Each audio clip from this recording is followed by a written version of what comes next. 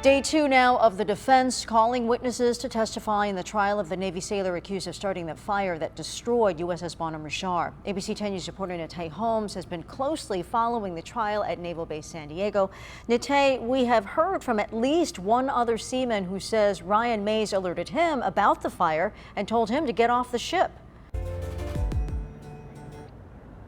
Virginia, that's right. So good morning. So we heard from one witness who says that he was not working that day, but he was in the berthing. It's a place on the ship where the sailors sleep. And he says that Seaman Ryan Mays barged in, told him and another sailor that there was a fire aboard the ship, and he told them that they needed to leave. Now, the witness, Seaman Edwin Congo, says Mays alerted them and then quickly left out of the berthing. Congo says he grabbed his phone, Apple Watch, and wallet, and as soon as he walked out of the berthing, he saw a bunch of smoke coming from the ship. When the defense asked what Seaman Mays was wearing at the time, Congo said he was wearing his Type 3 camouflage uniform. Now, this also contradicts the testimony of the sailor who testified last week, saying that he saw Mays wearing boot camp coveralls heading to the lower storage area where the fire started.